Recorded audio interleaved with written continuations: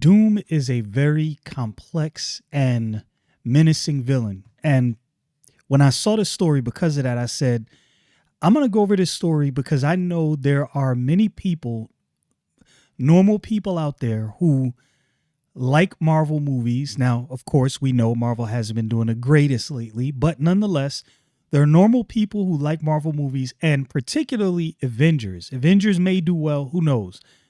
But I know people are probably going to be searching all over the place for as much information as they can about Doctor Doom in advance. So let's get into this story right here from Bounding into Comics, written by Billy Oduory. From saving the multiverse to harvesting Latverian souls for magic, here are 5 times Doctor Doom deserved some love and 5 times he deserved all the hate in comics.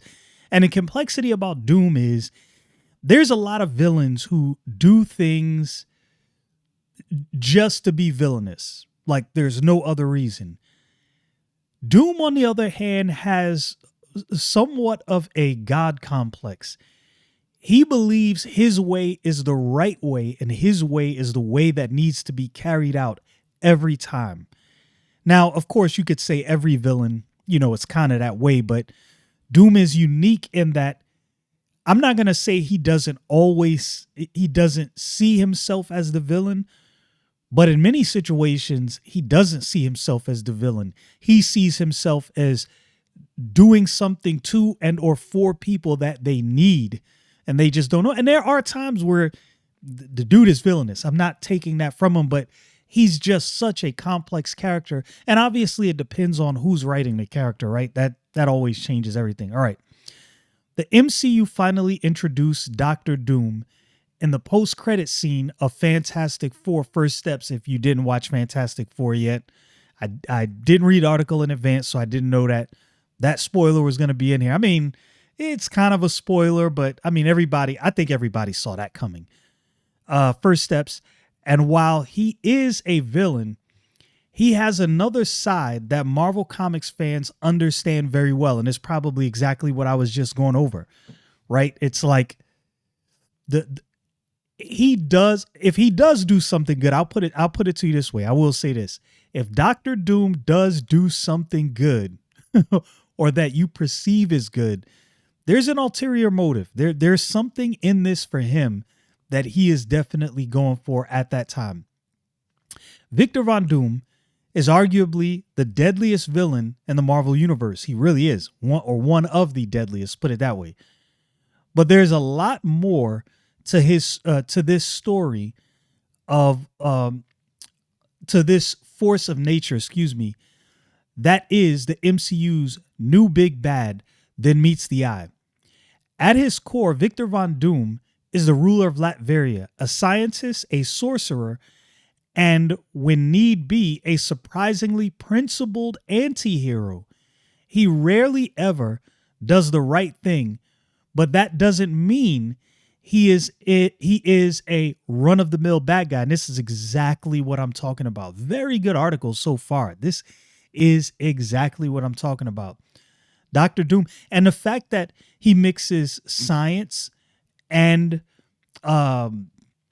wizardry, sorcery, is actually pretty dope.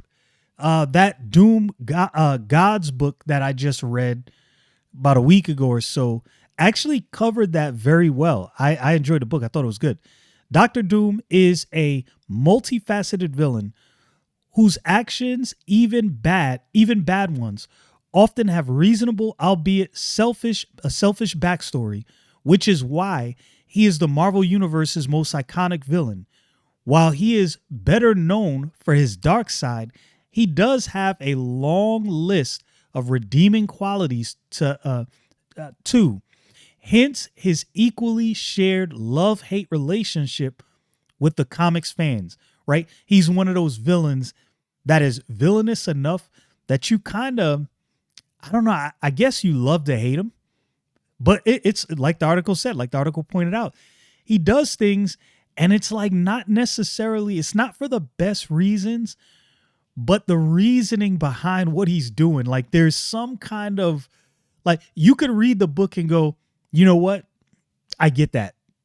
I get why he did this. And I would probably do something similar. Okay. Love Hate Secret Wars 2015. Saving the multiverse from destruction by creating and shielding Battleworld is by far the most heroic thing Doctor Doom has ever done. It all happens in Secret Wars where and I actually covered this in my Secret Wars, my 3-minute Secret Wars. I believe I did. I think I covered the original Secret Wars and dealt with the newest iteration of Secret Wars. I might not have. I have to look back at that video. It all happens in Secret Wars where Doom uses the power of the Beyonders to salvage whatever is left of the disintegrating multiverse into one planet called Battleworld, which is, of course, ruled by him. Now Battleworld is clearly not the best of places to live in the Marvel Universe because Doctor Doom, having become God Emperor Doom, rules it with an iron fist. It might have been in my Doom video. I covered this as well. Yeah, so you can kind of see what I'm talking about. Like, he wanted to save the multiverse, but it was for his own purposes. However, his tyranny is the only thing that keeps what is left of the multiverse from descending into anarchy. So while he isn't exactly the shining light, he is the hero. Fortunately, Reed Richards comes back and restores order to a more reasonable degree, but without Doctor Doom, there would have been nothing left to restore. So you kind of see what I'm saying. Like, yeah, he's a bad guy, but this, like, you wouldn't have had anything without him. Crazy. Hated. He harvested millions of souls to power his magic. One World Under Doom 2025. One World Under Doom, which I haven't read this series. One World Under Doom is one of Marvel's latest releases, and it portrays the darkest side of Victor Von Doom yet. He, after he becomes the Sorcerer Supreme in the series, Doom finally turns the whole world into one country called Grand United Latveria, a welfare state in which war, among other Doom-like laws, is illegal. He then fools everyone with his external appearance as a benevolent leader and a man of the people. However, Reed Richards, seeking to expose him, infiltrates Latveria and discovers that the powerful spells being cast by Doom to keep the world under his grip are achieved by harvesting the souls of millions of his subjects, including children. And of course, yeah, that's crazy. Nobody's going to go for that. And to some degree, Reed Richards is always the villain to Doctor Doom. Like, if you were in Doctor Doom's shoes, that's how you would see this. So that's why I say this is such a multifaceted character that people really need to understand going into the Avengers Doomsday. And the reason is you don't have the buildup necessarily of Thanos for the normal people out there who don't read comic books. So you might not understand what makes this dude so menacing. Loved. He saved Valeria Richards, Fantastic Four, Volume 3, number 54, 2002.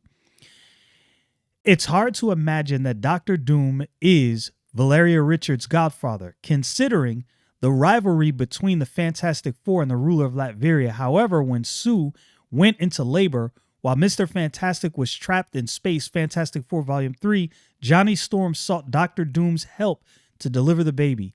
As always, Doctor Doom always has a price for his services, and after safely delivering the baby, he asked that he be the one to name her, calling the baby Valeria.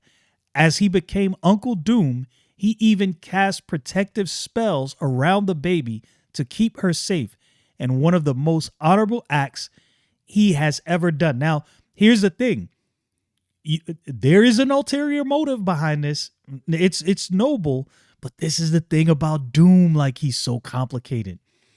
Hated. He attacked Wakanda just for vibranium.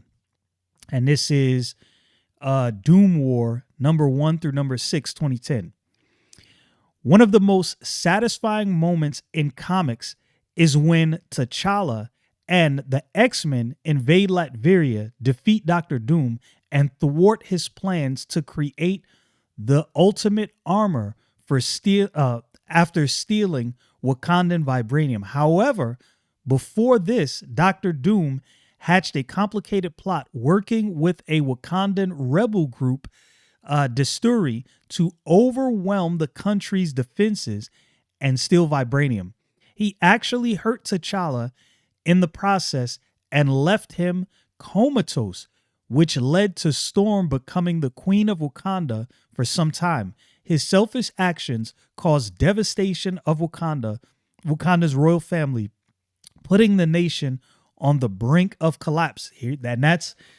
This is classic Doom. Doing something for his own purposes and really not caring about the fallout of what happens. And this is why I say he's such a complicated character. You don't really know where things are going with him, what his motives are. Loved. He killed a deadlier future version of himself. Now, obviously, this only benefited him, right? This is a future version of himself that's encroaching on, I guess, his own territory. And this is from 1989. I'm glad they went back and covered some things that happened, well before. Doom Quest, Iron Man number 150. And one of the most interesting team-ups between Iron Man and Doctor Doom in the comics, it features one of those rare heroic acts by Doctor Doom as the two travel back in time to help King Arthur save Camelot in Iron Man number 250. Marvel revisited this storyline, taking Doom and Tony Stark to the future version of Camelot in 2093, where the world is under a deadly threat. Teaming up with Merlin, he proves to be a better sorcerer than Doom. Iron Man and Doctor Doom set out on a mission to stop ruthless future Doctor Doom, who seeks to wipe out most of humanity so he can control the surviving population. As expected, Doctor Doom would never allow anyone else, even his future self, to best him. So he gladly destroys the future Doom, saving the world in the process. So you see what I mean? Like, yes, he saved the world, but there was an ulterior motive. He did not do this for only good reasons. There was a self-serving motive behind this salvation. Hated. He disfigured his face over a minor scar. Book of Doom, number 6, 2005. Doctor Doom's obsession with perfection is actually one of the most disappointing qualities about him. While there are multiple versions of the cause of his disfigurement, the most interesting one comes from Book of Doom number 6, written by Ed Brubaker and illustrated by Pablo Raimondi. Now, and this is one of the things about Marvel that is a critique. They have so many versions of different things.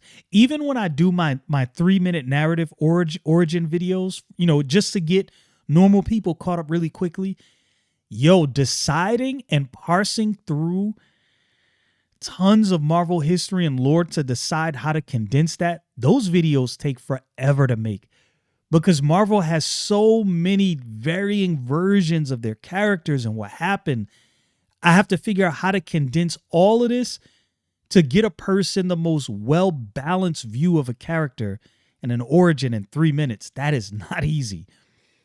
In this version, after suffering a minor scar after a laboratory accident at the Empire State University, Doom goes for a mystical armored mask from Tibetan monks. However, he doesn't wait for the mask to cool properly before wearing it, causing the extensive, grotesque scarring of his face at the as the hot mask fused permanently onto his skin. And if you know anything about the original origin, Doom's face was disfigured in a college experiment that Reed Richards actually helped him with, and I believe he blamed Reed for the explosion that disfigured his face. Loved. He saved his mother from hell. Doctor Strange and Doctor Doom Triumph and Torment, 1989. Okay, after winning a boon, a request that cannot be denied from Doctor Strange during a contest, Doctor Doom asked Strange to accompany him to hell and rescue his mother's soul. The request, in and of itself, was a noble gesture. Doctor Doom who would normally seek to control the world, when they reach Hades, Doom does the doomest thing possible by trading Doctor Strange for his mother, but not without giving Strange a way out. Fortunately, it all works out in the end, as Doom's mother proves her purity, taking her out of Mephisto's shackles and straight into heaven, while Strange and Doctor Doom get to go back to Earth alive. In the end, Doom gets to save his mother, although he loses her love in the process. Again, crazy and ulterior motives. Doom does Doom things because he wants to benefit himself, and sometimes those things inadvertently benefit others. But he sees himself as the good guy. That's why I say this is complicated. And you could say every villain sees themselves as the good guy to some degree, but not so much. A lot of villains know they're villainous. Look at the Joker. The Joker knows that he is just a straight up villain. Hated. He condemned Franklin Richards to hell. And this is from 2003. Fantastic Four, volume 367 to 70. Dr. Doom's obsession with getting control of Franklin Richards' powers plays a major part in his rivalry with the Fantastic Four, but it hardly gets darker than it does in this arc in Mark Waid's run of Fantastic Four. In the story, Dr. Doom captures Franklin and Valeria Richards during his usual magical experiments. However, instead of using Franklin Richards' powers to twist Mephisto's powers, Doom chooses to trade Franklin to Mephisto instead.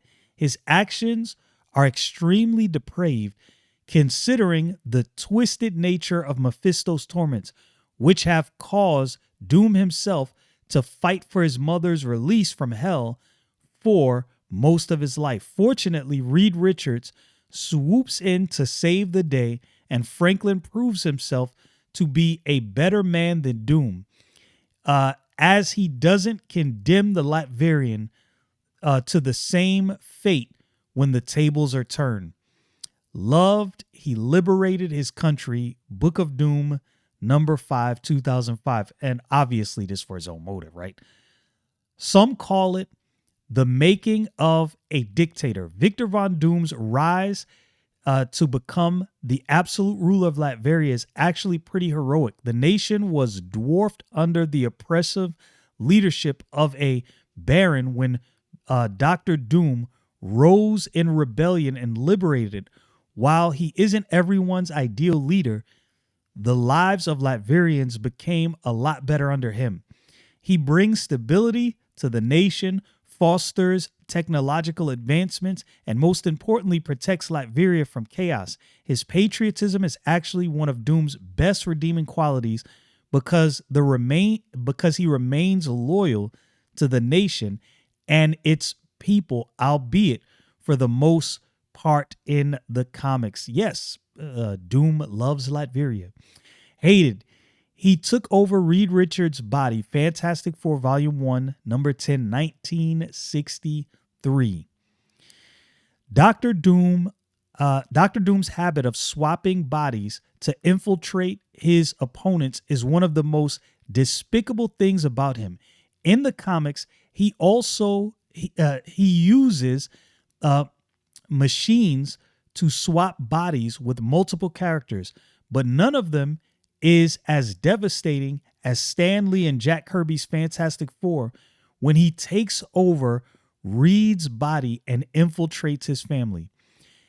He then starts sabotaging the team while in Reed's body and skin, forcing the team to literally plot their own destruction, all the while poor Reed is trapped in Doom's armored body. Doom's actions are psychological warfare and disturbing levels as he invades the team's privacy and uses their love and trust for one of their own against him. And again, Doom is one of those characters that you cannot place into like one category. Doom is not one dimensional at all as a villain. Now, I wouldn't say that Thanos is one dimensional. I think Thanos is also one of those people that believes he's doing the right thing. But I don't think Thanos is as complex as Doom. And some people might disagree, but this is what makes Doom so menacing. And this is why he may be one of the most enjoyable villains on screen if Marvel does this correctly.